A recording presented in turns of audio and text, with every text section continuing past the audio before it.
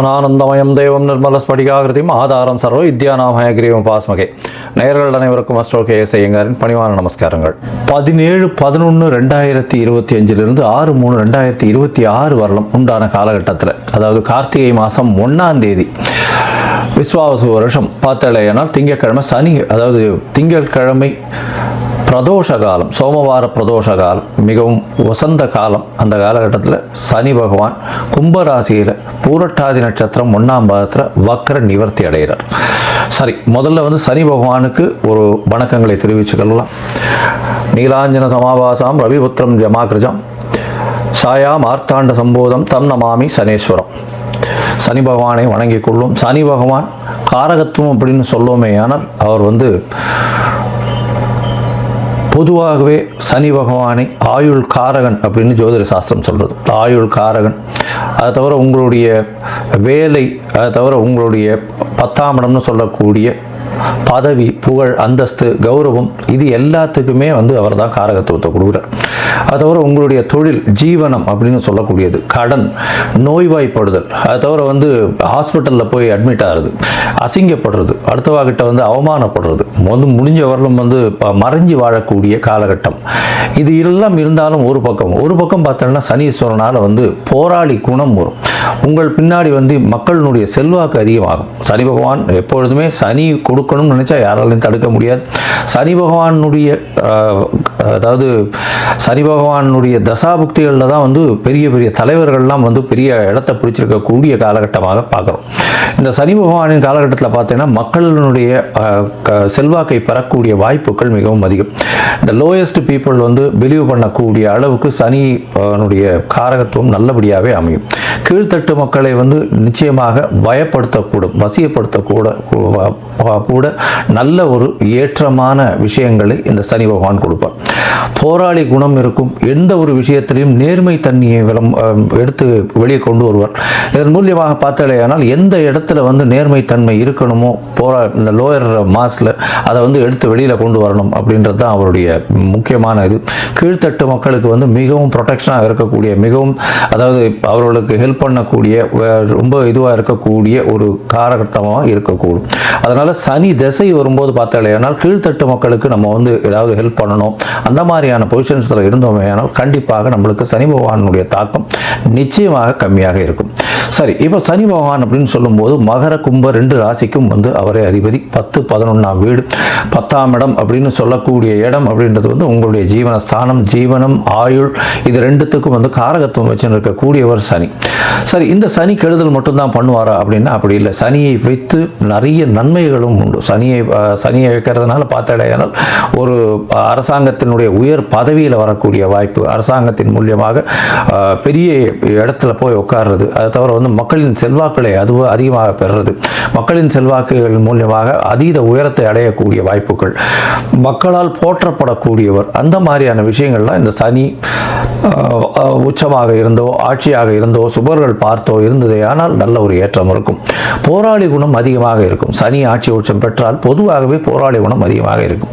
சரி, இந்த சனி எந்தெந்த விஷயத்தை பார்க்கலாம் அப்படின்னா, அதாவது எலும்பு சம்பந்தமான பிரச்சனைகள், அது தவிர சிறுநீரக பிரச்சனை, அதாவது கழிவு உபாதைகள் வரக்கூடிய பிரச்சனைகள், அதாவது கழிவு பாதைகள் வரக்கூடிய உபாதைகள், கிட்னி ப்ராப்ளம், அது தவிர இந்த ஸ்டூல்ஸ் பாஸ் ஆகக்கூடிய பிரச்சனைகள், இதெல்லாம் சனியினுடைய முக்கியமான பிரச்சனைகளாக கருதப்படுறது. அது தவிர பார்த்தோம்னா எலும்பு தேய்மானங்கள், அதை சனியினுடைய பிரச்சனையாக சொல்லக்கூடியது. ஏன்னா சனி மிகவும் முக்கியமான கிரகம். சரி, இந்த சனி பகவான் எந்தெந்த காலகட்டத்தில் யார் யாருக்கு இது பண்ணுவார் அப்படின்னு பார்க்கும்பொழுது, சனி பகவான் ஆட்சி உச்சம் பெற்றிருந்தால், சுவர்களின் பார்வையோடு இருந்தால் மிகவும் நல்லது. பொதுவாகவே சோம்பல் குணம் கொண்டவர்கள் இந்த சனி பகவானின் லக்னத்தில் சனி இருந்து சனி பகவானுடைய ஆட்சியில் இருக்கிறவங்களுக்கெல்லாம் கொஞ்சம் சோம்பேறித்தனம் அதிகமாக இருக்கும். பேச்சில் வன்மை அப்படின்றதெல்லாம் பார்த்தீங்கன்னா ரொம்ப அதிகமாக இருக்கும். பேச்சின் மூலியமாகவே பிரபல்யமாகக்கூடியவர்களாகவும் இருப்பார்கள். சட்டம் ஒழுங்குகள் எல்லாம் பார்த்தீங்கன்னா இந்த சனி பகவான் ஆட்சி உச்சம் பெற்றவங்களுடைய பங்கு மிகவும் அதிகமாக இருக்கும்.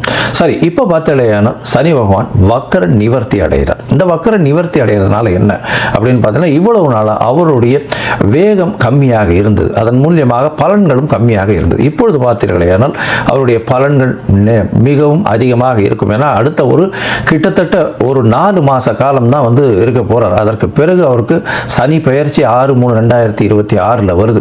அதாவது கும்பத்திலிருந்து மீனத்துக்கு போகிறார். இந்த காலகட்டம் வரை வந்து அவருடைய வேகமான வழக்கமான பலன்களை யார் யாருக்கு எது சரியோ அந்த சரியான பலன்களை கொடுப்பார். ஏன்னா சனி பகவான் மேஷத்தில் நீச்சமாகவும் துலாத்தில் உச்சமாகவும் இருக்கக்கூடிய கிரகம். துலாத்தில் உச்சமாக இருக்குது அப்படின்னா துலாத்துக்கு என்ன அப்படின்னா அளவுகோல் வச்சுருப்பாங்க. அது வந்து ரெண்டுமே ஈக்குவலாக இருக்கும். துலாம் அப்படின்னா வந்து தராசு வைக்கிறதுனால ரெண்டுமே ஈக்குவலாக இருக்கக்கூடிய ஒரு ராசி. அதனால் வந்து உங்களுடைய நல்லது கெட்டது எந்த ஒரு விஷயத்திற்கும் இதற்கு அது எடுத்துக்கொண்டு கழிச்சு கொண்டு அந்த மாதிரி எல்லாம் இல்லாமல் நல்லதுக்கு நல்லதை கொடுக்கறதும் கெட்டதுக்கு கெட்டதை கொடுக்கறதும் சனியினுடைய வேலை. அதனால் சனி பகவானை பொறுத்தவரை நீங்கள் செய்த நன்மை, நீங்கள் செய்த தர்மம், அது எல்லாத்துக்கும் உண்டான நிச்சயமான பலன்கள் கண்டிப்பாக கொடுப்பார். யார் யாருக்கெல்லாம் 7.5 சனி, அஷ்டம சனி, அர்த்தாஷ்டம சனி இதெல்லாம் இருக்கோ அந்த காலகட்டங்களில் நிச்சயமாகவே அவர் கொடுப்பார்.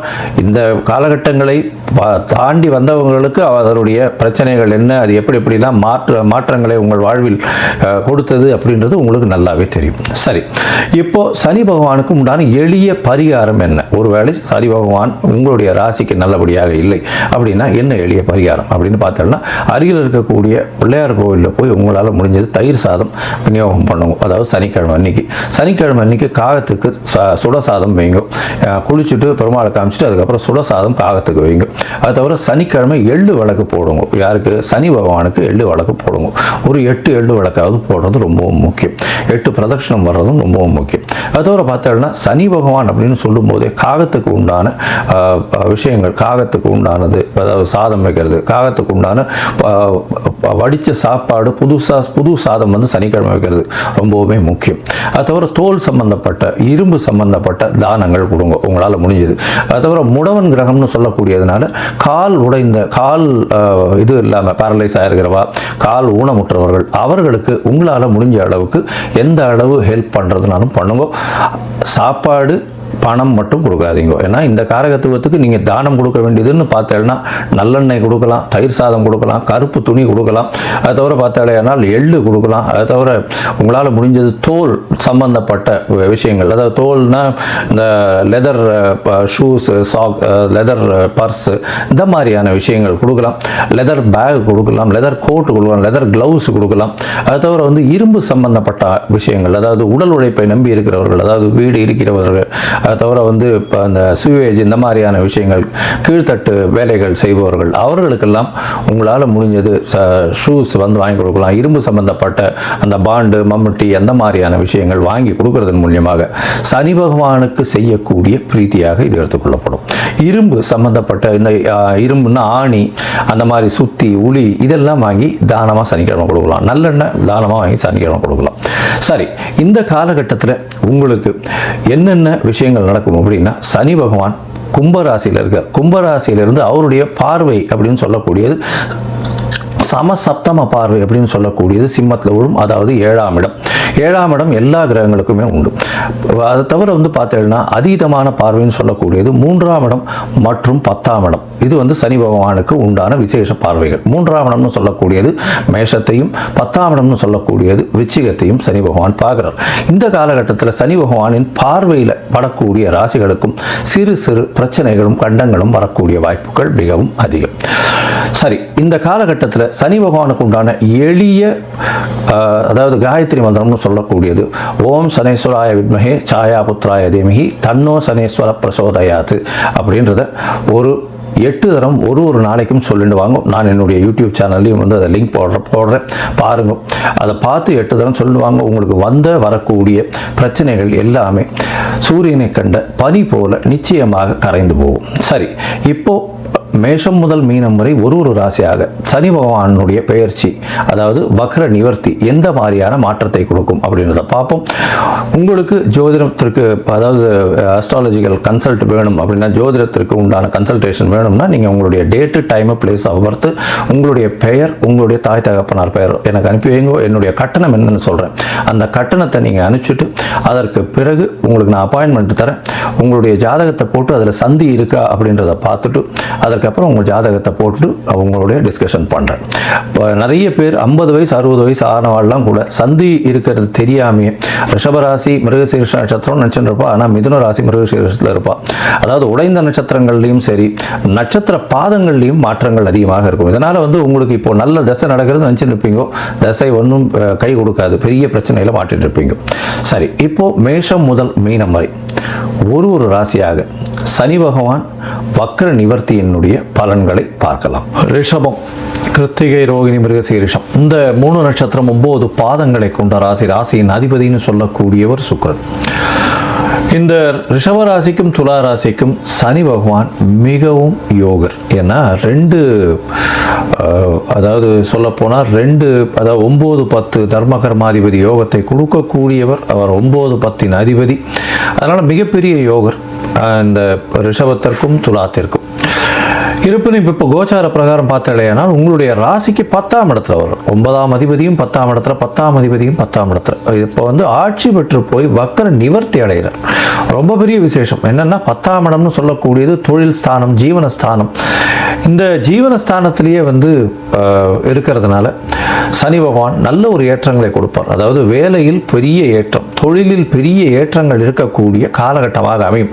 பொது காரியங்களுக்கு நீங்கள் நிச்சயமாக செலவு பண்ணக்கூடிய காலகட்டம். அதை தவிர வந்து பொது காரியங்களுக்கு நீங்கள் செலவு பண்ணுறதன் மூலியமாக நல்ல ஒரு ஏற்றம் கிடைக்கக்கூடிய வாய்ப்புகள் நிச்சயமாக உண்டு. இந்த காலகட்டத்தில் பார்த்தாலேயானால் 10ஆம் இடத்துல இருக்கக்கூடிய சனி பகவான் உங்களுடைய ஜீவனத்தை மிகவும் அதிகமாக இருக்கக்கூடிய வாய்ப்புகள் உண்டு. தொழிலில் அபிவிருத்தி ஏற்படும், வேலையில் மாற்றங்கள் ஏற்படும்.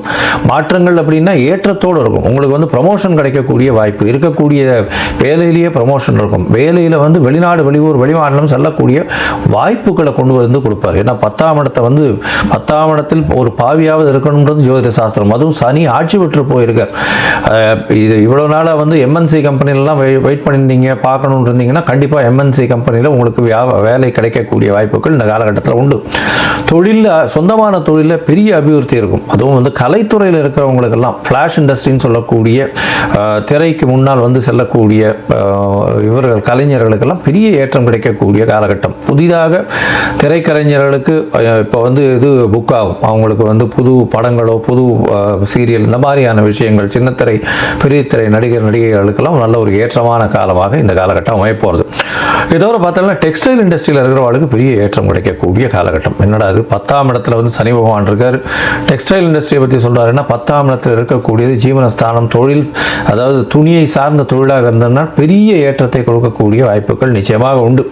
அதோட பார்த்தோம்னா பால் பதனிடும் தொழில்களில் பெரிய மாற்றங்கள் ஏற்படும், ஏற்றங்கள் ஏற்படக்கூடிய வாய்ப்புகள் நிச்சயமாக உண்டு. இந்த சனி பகவான் உங்களுடைய ராசிக்கு பார்த்தாலேயானால் 10ஆம் இடத்துல இருக்கிறவர் 12ஆம் இடத்தை பார்க்குறார். உங்களுடைய ராசிக்கு 4ஆம் இடத்தையும் பார்க்குறார்.